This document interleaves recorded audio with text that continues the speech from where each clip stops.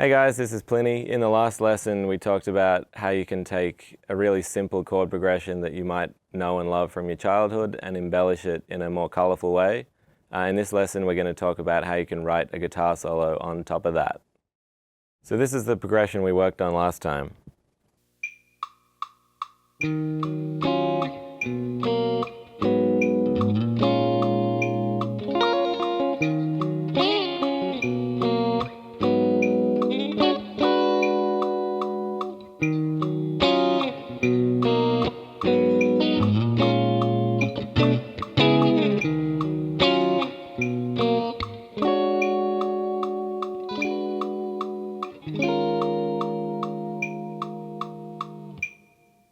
So I'm in a drop C-sharp tuning, but the chords, if you played in standard, would be an E minor 9, a C major 9, an A minor 7, and a B minor 7. And on the second time through, it's E minor 9, C major 9, A minor 7, and then an altered dominant chord for the B.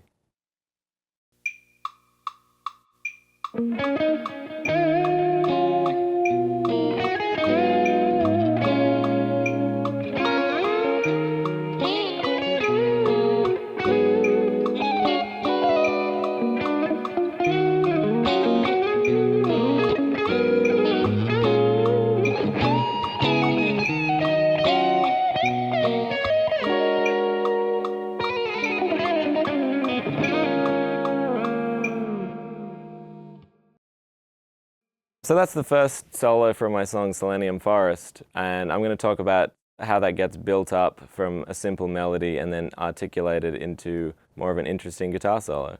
So the first approach is understanding the chords, and because I'm a sort of very simple rock player at heart, I work mostly with pentatonics and then fill in the gaps. So the first chord that we come up to is E minor, which is... And one of my favorite notes to play over a minor chord is the second, so that would be... So I call that sort of my first main melody note, which becomes...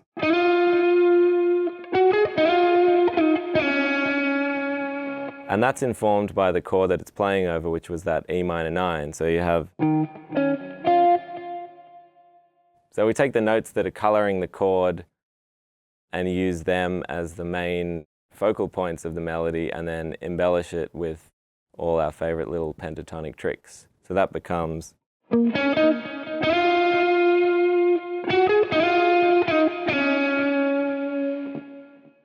And so we'll just focus on that one little fragment first.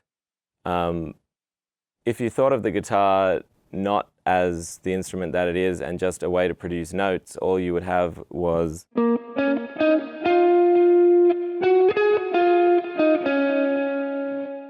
But one of the beautiful things about the guitar is that you have all this ability to slide into notes and bend into notes. And if you have a guitar like this, you can do all those crazy things with the whammy bar, you can tap. And so the thing that makes writing a simple melody interesting for me is trying to figure out how I can put all these little different sort of guitaristic traits into that melody. So then we turn it into... And that's one of my favorite techniques, which was sort of inspired by a lot of Guthrie Govan's playing, is this bending to the note, dropping back and coming back to it, because that's something that a piano player definitely can't do. And I guess it's sort of inspired by vocalists as well, because they can sort of slip and slide between two notes. So it's this...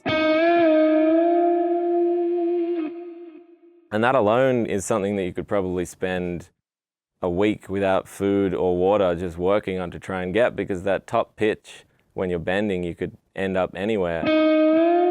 Like, that's a little bit too far. I think it's an important thing for guitarists developing their lead playing is to sit down and almost to the point of insanity work on bending and hitting the pitch correctly.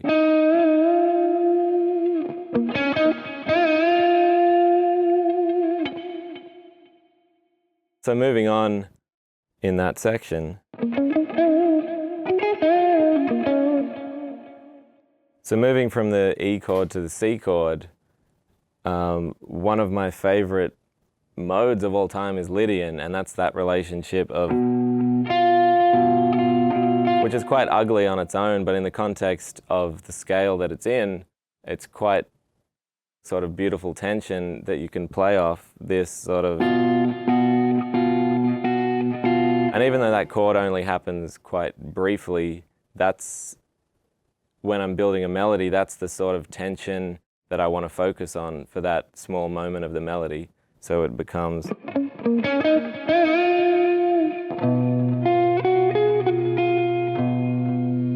And playing off that.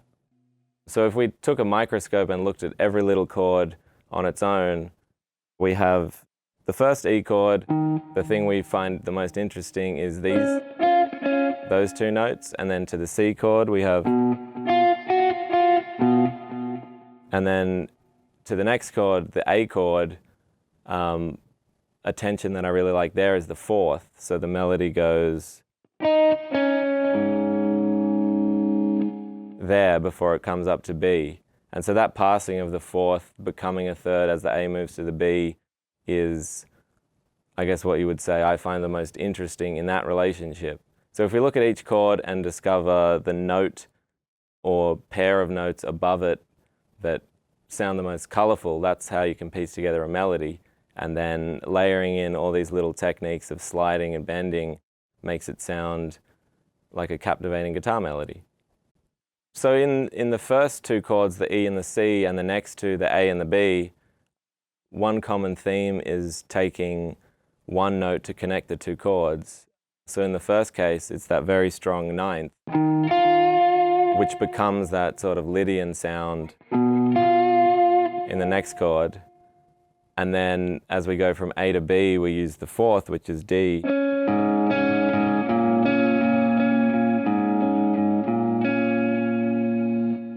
And that's what the melody becomes structured around. So if you find yourself playing over changes, something that can make a melody both memorable and more simple is if you figure out between two chords what is one common note that maybe isn't predictable because it's not a root or a third or a fifth, but is really colorful to both chords in an interesting way. And then you can use that as a foundation to play around in the melody. Once we've sort of built up this melody that has the specific notes we've chosen to be the strong points of the melody, and then we've articulated it like guitar players by sliding all over the fretboard as much as possible. When I approach writing a solo, I like to think of it in terms of contrast. And so if we're playing a lot of slow phrases, one thing to make it more interesting is to add a really fast phrase. And one of the beautiful things about the guitar is that it's fretted. So you can actually play a chromatic scale by just sliding up the fretboard. And so if we reach the end of the solo and it feels like there should be a sudden flurry of notes, it becomes almost not important what the notes are as long as the destination is meaningful. So this lick here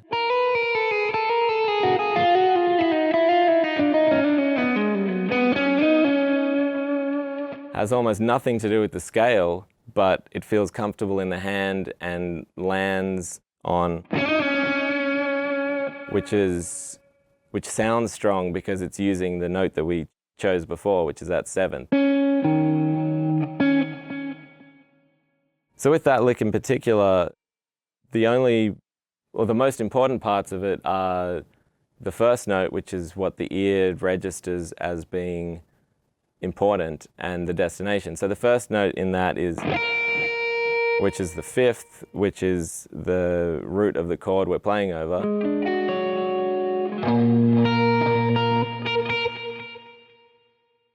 So if we dance around that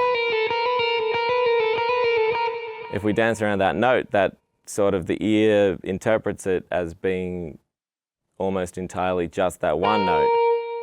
And then we can